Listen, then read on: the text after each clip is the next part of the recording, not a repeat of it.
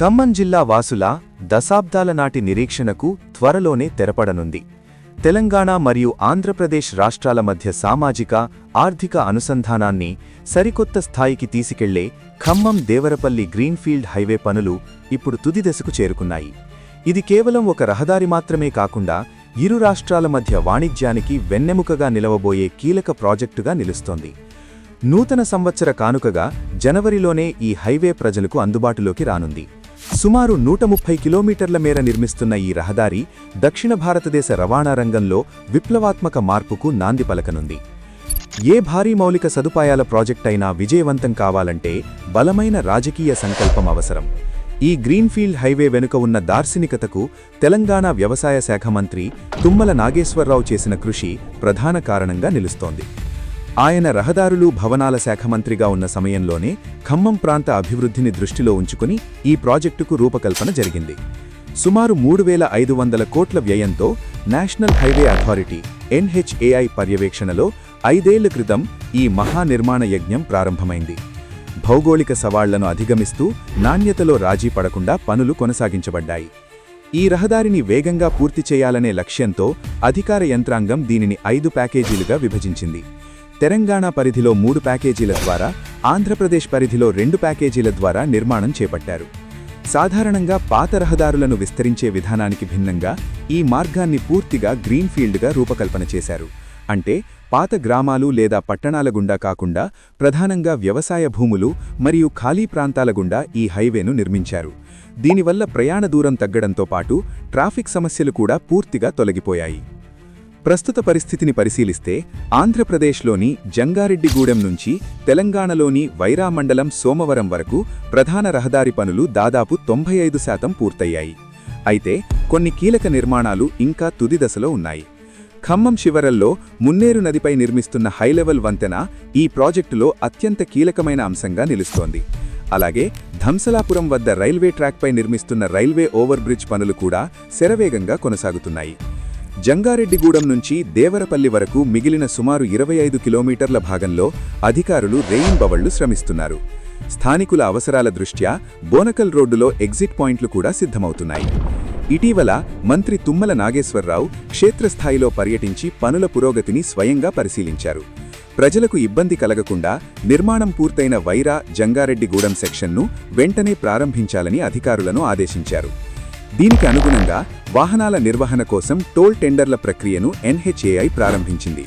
సంక్రాంతి నాటికి లేదా జనవరి చివరి వారంలో ఈ రహదారిపై అధికారికంగా వాహనాల రాకపోకలు ప్రారంభమయ్యే అవకాశముంది. ఈ హైవే అందుబాటులోకి వస్తే రవాణా రంగంలో ఒక కొత్త యుగం మొదలవుతుంది.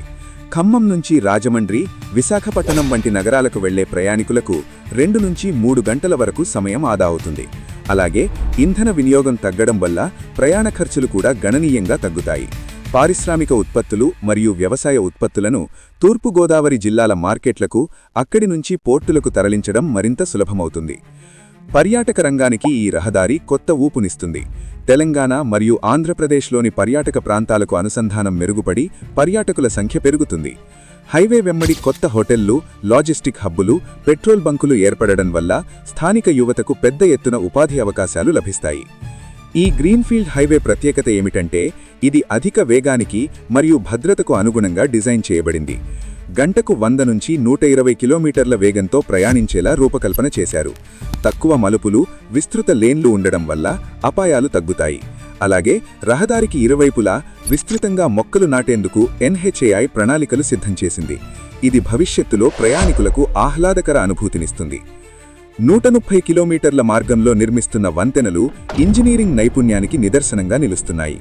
మున్నేరు నదిపై నిర్మిస్తున్న హైలెవెల్ వంతెన వర్షాకాలంలో వరద ఉధృతిని తట్టుకునేలా అత్యాధునిక సాంకేతికతతో నిర్మించబడుతోంది. ధంసలాపురం వంటి కీలక ప్రాంతాల్లో నిర్మిస్తున్న రైల్వే ఓవర్ బ్రిడ్జ్ల వల్ల రైళ్లు రాకపోకల సమయంలో వాహనాలు ఆగాల్సిన అవసరం లేకుండా ట్రాఫిక్ సమస్యలు శాశ్వతంగా తొలగిపోతాయి. అలాగే గ్రామాల సమీపంలో అండర్పాస్లను ఏర్పాటు చేయడం ద్వారా రైతులు, పశుపోషకులకు ఎలాంటి ఇబ్బంది కలగకుండా చర్యలు తీసుకున్నారు. ఖమ్మం జిల్లా మిర్చి, పత్తి, మామిడి సాగుకు ప్రసిద్ధి. ఈ హైవే అందుబాటులోకి వస్తే రైతులు తమ ఉత్పత్తులను గుంటూరు మిర్చి యార్డుకు, కాకినాడ లేదా విశాఖపట్నం పోర్టులకు అతి తక్కువ సమయంలో చేరవేయగలుగుతారు. రవాణా ఖర్చులు తగ్గడం వల్ల రైతుల నికర లాభం పెరుగుతుంది. అదే సమయంలో ఇంధన వినియోగం తగ్గడం ద్వారా దేశ ఆర్థిక వ్యవస్థకు కూడా పరోక్షంగా మేలు జరుగుతుంది. ఈ రహదారి కేవలం 2 పట్టణాలను మాత్రమే కాదు, ఒక సంపూర్ణ ఆర్థిక కారిడార్ను రూపొందించబోతోంది. హైవే వెంబడి లాజిస్టిక్ హబ్బులు, కోల్డ్ స్టోరేజులు, గోదాములు ఏర్పడే అవకాశాలున్నాయి. వైరా, సత్తుపల్లి, జంగారెడ్డిగూడెం ప్రాంతాల్లో భూముల విలువలు ఇప్పటికే పెరుగుతున్నాయి. కొత్త పరిశ్రమలను ఆకర్షించడంలో ఈ అనుసంధానం కీలక పాత్ర పోషించనుంది. తెలంగాణలోని ఖమ్మం మరియు ఆంధ్రప్రదేశ్లోని పశ్చిమ గోదావరి జిల్లాల మధ్య బలమైన బంధుత్వాలు, వ్యాపార సంబంధాలు ఉన్నాయి. ఇప్పటివరకు పాత రోడ్లపై ప్రయాణం తీవ్రమైన ఇబ్బందిగా ఉండేది. ముఖ్యంగా పండుగల సమయంలో గంటల తరబడి ట్రాఫిక్లో ఇరుక్కోవలసి వచ్చేది. ఈ కొత్త హైవే ద్వారా ఖమ్మం నుంచి రాజమండ్రి ప్రయాణం ఒక విహారయాత్రలా మారబోతోంది. భద్రాద్రి రామయ్య దర్శనం తరువాత గోదావరి తీరానికి చేరుకోవడం మరింత సులభమవుతుంది. మంత్రి తుమ్మల నాగేశ్వరరావు ఈ ప్రాజెక్టును తన ప్రతిష్టాత్మక లక్ష్యంగా భావిస్తూ నిరంతరం పర్యవేక్షణ చేస్తున్నారు. భూసేకరణ సమస్యలు, స్థానికుల అభ్యంతరాలను పరిష్కరించడంలో ఆయన కీలక పాత్ర పోషించారు. పనులు నాణ్యతగా ఉండాలి, అదే సమయంలో ప్రజలకు త్వరగా అందుబాటులోకి రావాలి అనే ఆయన ఆదేశాల మేరకు NHAI యంత్రాంగం వేగంగా పనులు పూర్తి చేసింది. జనవరిలో వైరా జంగారెడ్డిగూడెం సెక్షన్ ప్రారంభమవడం ఈ మొత్తం ప్రాజెక్టులో ఒక కీలక మైలురాయిగా నిలవనుంది. భవిష్యత్తులో ఈ ఖమ్మం దేవరపల్లి హైవే దేశంలోని కీలక ఆర్థిక కారిడార్లలో ఒకటైన వైజాగ్ రాయ్పూర్ మార్గంతో కూడా అనుసంధానమయ్యే అవకాశముంది. దీనివల్ల ఉత్తర భారతం నుంచి దక్షిణ భారతానికి సరుకు రవాణా మరింత సులభతరమవుతుంది. ఖమ్మం నగరం ఒక ప్రధాన ట్రాన్స్పోర్ట్ హబ్గా అవతరించే అవకాశముంది. ఏ దేశ అభివృద్ధైనా ఆ దేశ రహదారుల మీదే ఆధారపడి ఉంటుంది. ఖమ్మం దేవరపల్లి గ్రీన్ఫీల్డ్ హైవే కేవలం సిమెంటు, కాంక్రీటుతో నిర్మించిన రహదారి కాదు. ఇది లక్షలాది మంది ప్రజల ఆశలు, ఆశయాలను మోసుకెళ్లే అభివృద్ధి వారధి.